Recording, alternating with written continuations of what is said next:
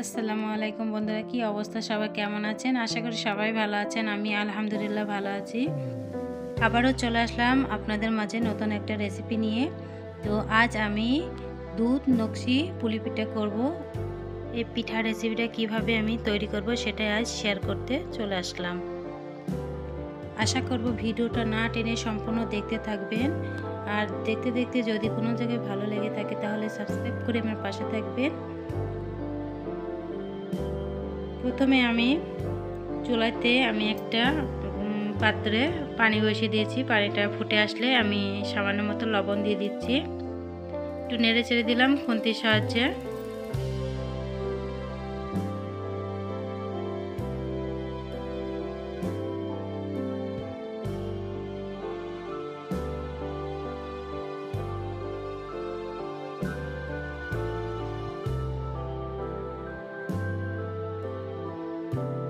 এবার আমি ময়দা দিয়ে দিচ্ছি। পরিমাণ মতন আমার ময়দা দেওয়া হয়ে গেছে। এবার আমি সেদ্ধ করতে দিব আটা।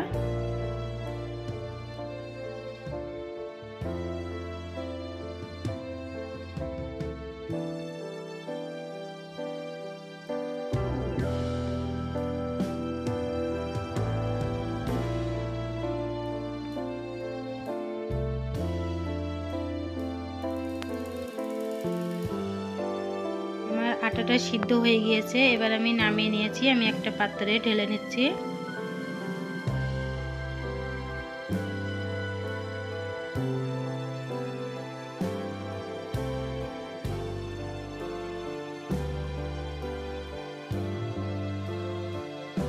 হালকা গরম থাকতে থাকতে আমি হাতে অল্প অল্প করে পানি নিব আর খামিরটা চটকে নিব। একেবারে ঠান্ডা হয়ে গেলে হবে না, গরম থাকতে থাকতে হাত দিয়ে এভাবে চটকাতে হবে। তো আমি চটকে নিয়ে চলে এসেছি। আমি দুই ভাগ করে নিচ্ছি। এক ভাগ আমি অন্য পিঠা করেছি, আমি সেটা দেখিয়েছি বন্ধুদের। সেটা যদি দেখতে চান তাহলে আমার চ্যানেলে গিয়ে দেখে আসবেন। তো আমি একটা ডো নিয়ে নিয়েছি। এদিকে একটা ডিম ভেঙে নিচ্ছি। ডিমটা একটু ফেটিয়ে নিচ্ছি। ডিমের মধ্যে আমি অল্প একটু এলাচ গুঁড়ো দিয়ে দিলাম, দিয়ে একটু ভালোভাবে ফেটিয়ে নিচ্ছি। ফেটানো হয়ে গিয়েছে। এবার আমি যে ডোটা বানিয়েছিলাম খামির, সেই খামিরের মধ্যে দিয়ে দিলাম অল্প অল্প করে। এবার খামিরটা ভালোভাবে ডিমের সাথে চটকে নিব।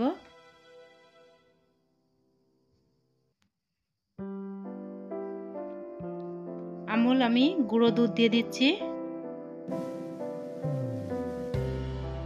দিয়ে এভাবে আমি হাতের সাহায্যে ঠিক এভাবে চটকে চটকে আমি একটা ডো তৈরি করে নিব। এরকমভাবে চটকাতে চটকাতে ডোটা ঠিক এক পর্যায়ে ডো হয়েই আসবে, এভাবে বিছিয়ে যাবে না। এবার আমি সাদা তেল নিয়ে নিলাম হাতের মধ্যে, দিয়ে এবার ডোর মধ্যে দিয়ে এই তেলের সঙ্গে আমি আরও একটু কিছুক্ষণ চটকে নিব। ডো বানানো যদি পারফেক্ট হয় তাহলে আমার পিঠাটাও দারুণ হবে। দেখেন এভাবে নরম করে নিয়েছি, অনেক সফট হয়েছে। আমি আবার একটু ভালোভাবে চটকে নিচ্ছি। নেওয়ার পরে এভাবে আমি ছোট ছোট লেচি কেটে নিয়ে এরকম হাতের সাহায্যে রোলের মতন শেপ দিয়ে নিচ্ছি। এরকম একটা আমি সেকনি নিয়ে নিয়েছি। এবার আমি সেকনির উপরে আমি এই রোল করে রাখা দিয়ে দিলাম। খামিরটা দেওয়া হয়ে গিয়েছে।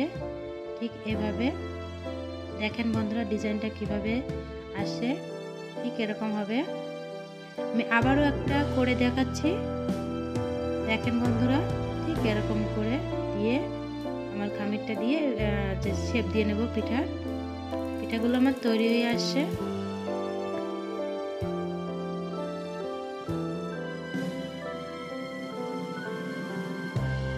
আমি আবারও একটা দেখাচ্ছি।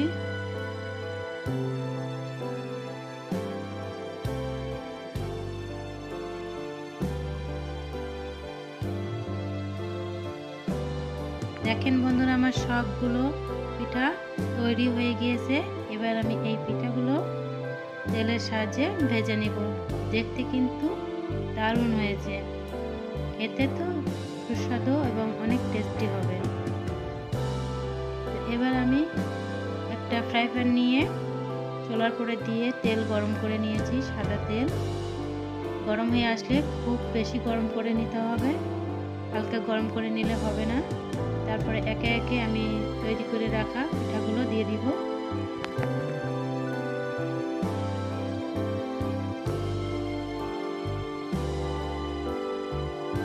যতগুলো পিঠা আমার এই ফ্রাই প্যানের মধ্যে ধরবে আমি সেইভাবেই দিয়ে দিচ্ছি।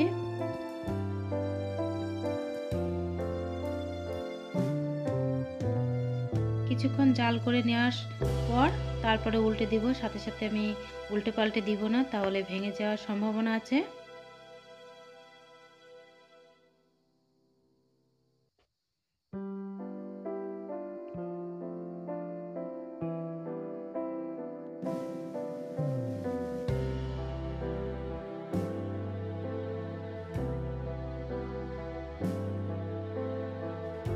আমি একটা চামচের সাহায্যে এরকম এক একটা করে উল্টে পাল্টে দিচ্ছি। এভাবে কিন্তু উল্টে পাল্টে আমার পিঠাগুলো ভেজে নিব।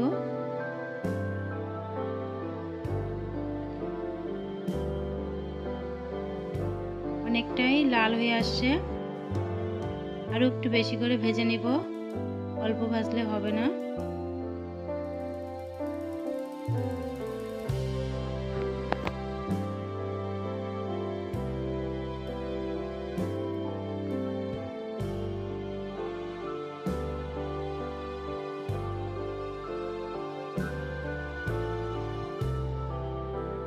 যারা এখনো ভিডিওটা দেখছেন কিন্তু লাইক দিতে ভুলে গিয়েছেন, প্লিজ তারা ভিডিওটা একটা লাইক দিয়ে দেবেন।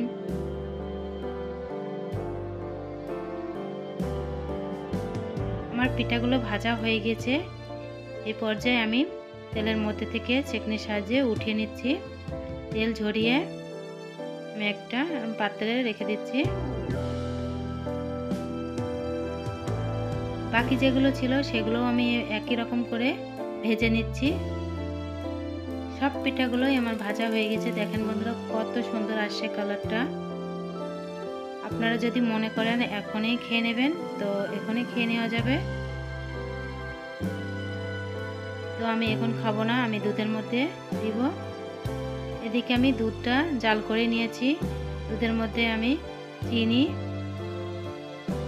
আর এলাচ তেজপাতা দিয়ে আমি দুধটা ভালোভাবে জাল করে নিয়ে এবার আমি এই যে ভেজে রেখেছিলাম পিঠাগুলো আমি দুধের মধ্যে দিয়ে দিলাম।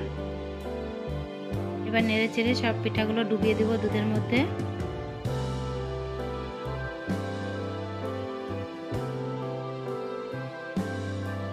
ঢাকনা দিয়ে আমি 5 ঘন্টা পর ফিরে আসছি। দেখেন বন্ধুরা, আমি ঢাকনা দিয়ে রেখেছিলাম, তারপর 5 ঘন্টা পর আমি ফিরে আসছি।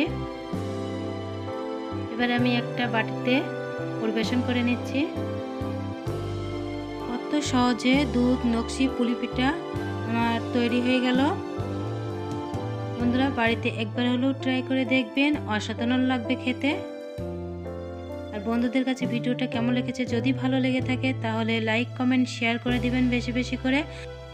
আর নতুন হয়ে থাকলে তাহলে সাবস্ক্রাইব করে পাশে থাকা বেল আইকনটিটা বাজিয়ে দিবেন, তাহলে আমার ভিডিও ছাড়ার সাথে আপনাদের কাছে নোটিফিকেশন সবার আগে পৌঁছে যাবে। তো আমি বাটিতে সবগুলো নিয়ে নিয়েছি। দেখেন বন্ধুরা, ঠিক এরকম হয়েছে। আমি একটা কেটে দেখাচ্ছি, অনেকটাই নরম হয়েছে। এতক্ষণ আমার সাথে থাকার জন্য অসংখ্য ধন্যবাদ। সবাই ভালো থাকবেন, সুস্থ থাকবেন। আবারও দেখা হচ্ছে নতুন একটা রেসিপি।